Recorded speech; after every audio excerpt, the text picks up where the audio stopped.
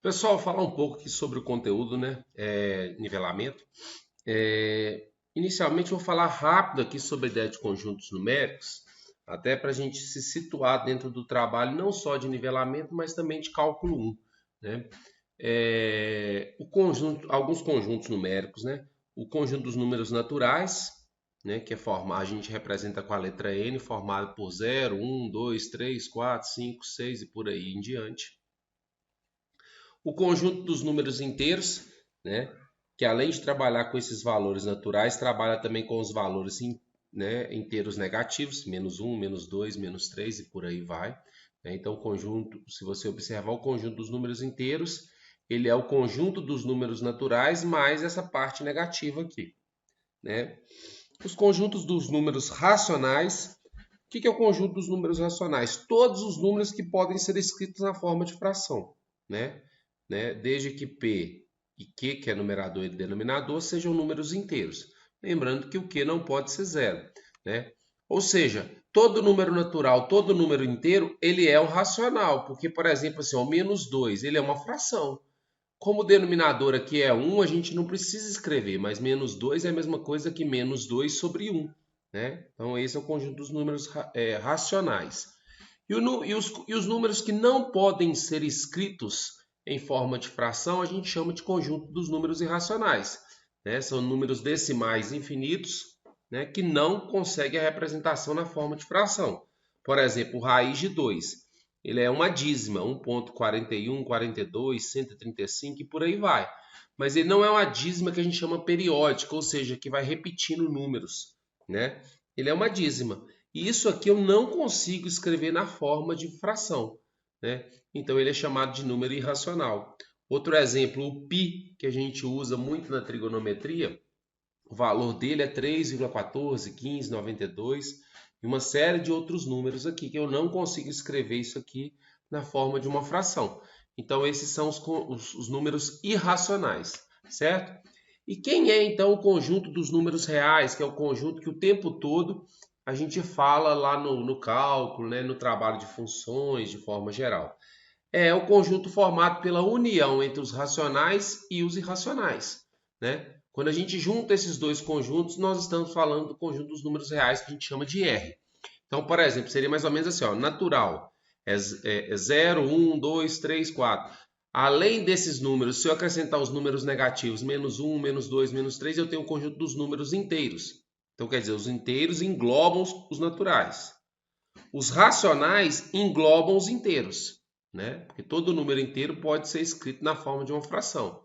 Mas nem toda fração é um número inteiro. Por exemplo, 1 sobre 2 é uma fração, mas não é um número inteiro, né?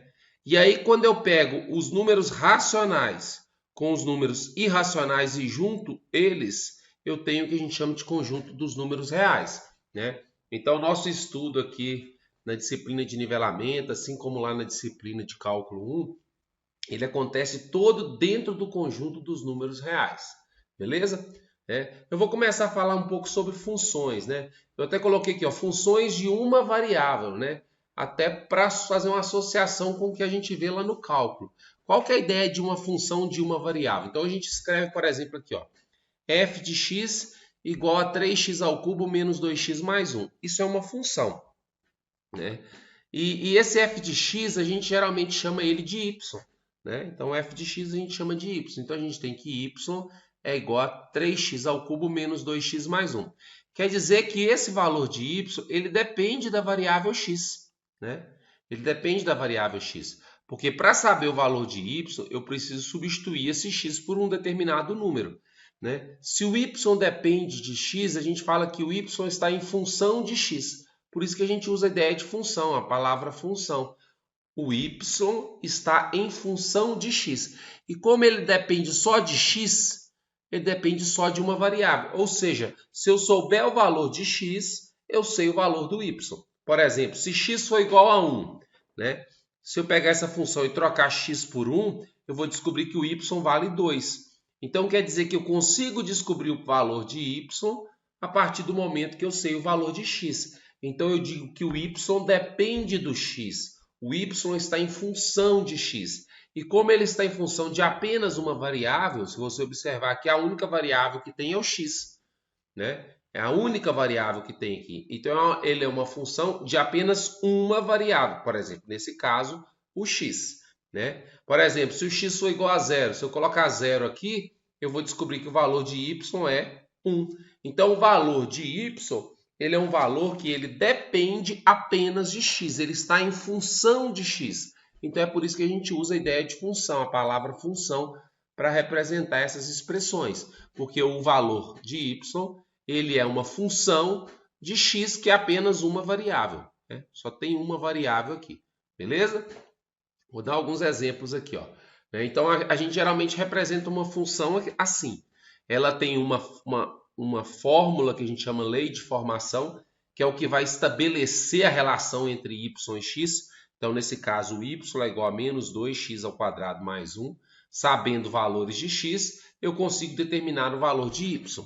Esses valores de x aos quais eu estou me referindo, que eu vou colocar aqui, são valores que são desse primeiro conjunto aqui, ó. Esse conjunto aqui a gente chama de domínio.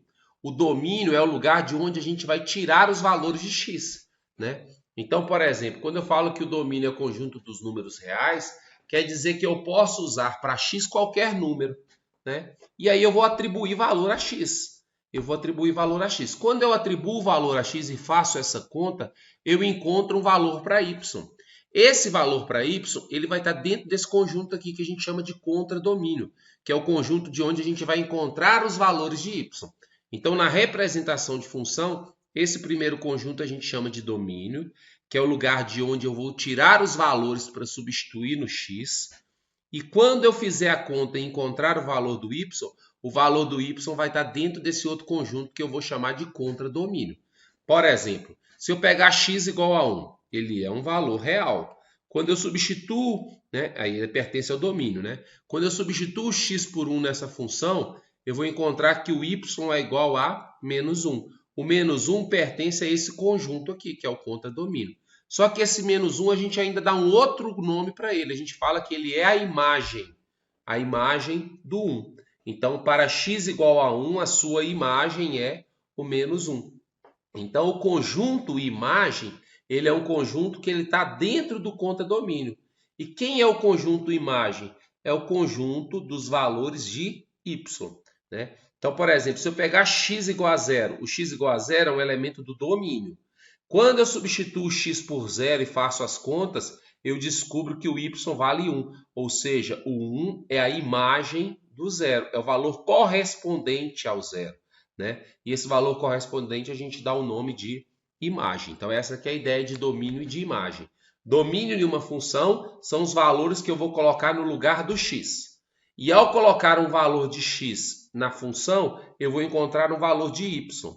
Esse valor de y que eu encontrei, eu vou chamar de imagem. É assim que funciona essa relação, beleza?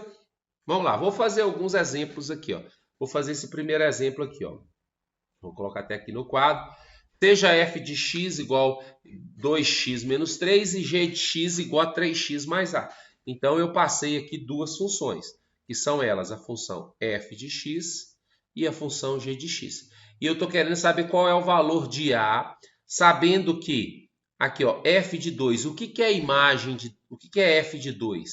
Esse f de 2 aqui, eu estou dizendo que o x é igual a 2 e estou querendo saber qual é o valor de y. Então, encontrar o valor de y é encontrar o valor da imagem associado ao 2. Mais g de 2. O que é g de 2? Existe a função g de x e nessa função, quando eu substituir x por 2, qual é o valor que eu vou encontrar para y? A soma desses dois resultados vai ser igual a 1. Então, vamos lá calcular o f de 2. O que é o f de 2? Eu vou pegar essa função f e vou trocar o x por 2. Então, é 2 vezes x? Então, vai ficar 2 vezes 2 menos 3. E aí, eu faço a conta. Ó, 2 vezes 2, 4. 4 menos 3, 1. Então, a imagem do 2 na função f é o 1. Beleza? Quem é o g de 2? O g de 2 é pegar a função g de x e trocar esse x dela por 2. Então, vai ficar 3 vezes 2 mais a. 3 vezes 2 é 6. 6 mais A. Né? Então, essa é a imagem do 2 aqui na função g. Né? Então, na função f, a imagem do 2 é 1. Na função g, a imagem do 2 é o 6 mais A. E o que está dizendo aqui? Ó? Que o f de 2 mais o g de 2 é igual a 1. Então, eu vou colocar aqui embaixo. Ó. Quem é o f de 2? O f de 2 é isso aqui, 1. Somado com o g de 2, que é isso aqui, ó, 6 mais A. Então, quando eu somo, olha só, quando eu somo o f de 2 com o g de 2, a minha resposta é 1. Então, eu vou igualar isso aqui, ó, a 1. Então, 7 mais A igual a 1. Vou passar esse 7 para o lado de cá, então vai ficar 1 menos 7. Então, A igual a menos 6. Então, esse é o valor do A no exemplo aí. Beleza? Vou fazer mais um exemplo aqui. Então, olha só. Aqui eu já tenho uma coisa um pouco diferente. Eu tenho essa primeira função. A função, quando ela é escrita assim, ó, ela tem mais de uma equação nela, a gente diz que é uma função definida de mais de uma sentença. Então, ela vai ser igual a 3x mais 1, se o x for menor ou igual a 2, e ela vai ser x ao quadrado, se o x for maior do que 2. E aqui eu tenho outra função, que é a função g de x, beleza? E pediu para calcular isso aqui, ó. Então, eu vou calcular separado. Primeiro, quem é esse f de 3? Vou calcular o valor do f de 3. Então, f de 3, eu vou vir aqui na função f e vou trocar o x por 3. Mas como ela tem mais de uma sentença, eu tenho que identificar em qual sentença que eu vou substituir o x. O x vale 3. E como 3 é maior do que 2, eu vou substituir o 3 aqui, ó. Então, vai ficar 3 ao quadrado igual a 9, certo? Vai aparecer também na expressão aqui, ó, o g de menos 2. O que é o g de menos 2? É pegar a função g e trocar o x por menos 2. Então, ela vai ficar assim, ó, 3 sobre, no lugar do x, o menos 2, menos 1 ao quadrado. Então, eu troquei esse x por menos 2. Tá aqui, ó. Faz essa conta aí, né? Fazendo essa conta aqui, vai ficar 3 sobre menos 2 com menos 1 é menos 3 ao quadrado. Ó, né? Então, vai ficar 3 em cima. Menos 3 ao quadrado vai dar 9. Dividindo os 2 aqui por 3, isso aqui vai dar 1 sobre 3. Certo? Beleza, vamos calcular agora o que falta. O f de 1 sobre 2. Ó. F de 1 sobre 2. O que é o f de 1 sobre 2? Eu vou vir aqui na função f e trocar o x por 1 sobre 2, ou seja, por meio. Mas qual das duas que eu vou usar? A de cima ou a de baixo? O meio, ele é menor do que 2. Se ele é menor do que 2, eu vou usar essa de cima. Então, eu vou copiar aqui, ó, 3 vezes. Aí, no lugar desse x aqui, eu vou colocar o meio mais 1. Então, vai ficar 3 vezes meio, vai ficar 3 meios, mais 1. Lembrando que 1 é a mesma coisa que 1 sobre 1. Vou tirar o mínimo aqui, entre 2 e 1. O mínimo é 2. Aí eu faço 2 dividido por 2, 1. 1 vezes 3, 3. Mais 2 dividido por 1, 2. 2 vezes 1, 2. Então, isso aqui vai dar 5 sobre 2. Beleza? Aí, o que eu vou fazer? Agora eu vou resolver o que o exercício pediu, que é isso aqui, ó. Né? Eu vou resolver isso aqui, ó. Então, ele pediu para calcular o valor de f de 3, que eu vi que é 9. Então, eu vou colocar aqui, ó, 9. Vou colocar aqui embaixo, ó, 9 mais... Aí, aqui é uma fração. O denominador dessa fração aqui é 2, como está escrito aqui, ó, 2. E em cima é pegar o valor do g de menos 2 vezes o f de meio. O f de meio é 5 sobre 2. Então, eu vou colocar aqui, ó, 5 sobre 2 vezes g de menos 2. O g de menos 2 é 1/3. Ó. Aí eu vou colocar aqui 1/3, certo? Então, é o f de 3 mais o g de menos 2 vezes o f de meio dividido por 2. Vou fazer essa conta aqui, ó. 9 mais. Aqui em cima eu tenho a multiplicação de frações. Então, eu faço numerador vezes numerador, 5 vezes 1 dá 5.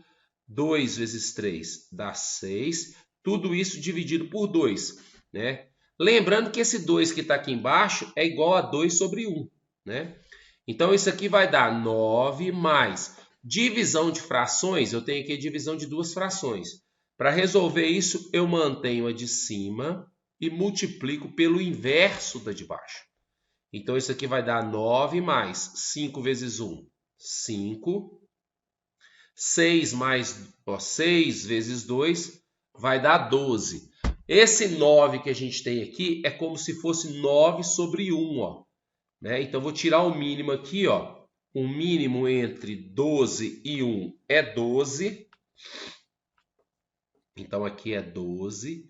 Aí eu faço 12 dividido por 1 é 12. 12 vezes 9 é 108. 12 dividido por 12 é 1. 1 vezes 5 é 5. 108 mais 5 vai dar 113 dividido por 12. É o resultado dessa expressão.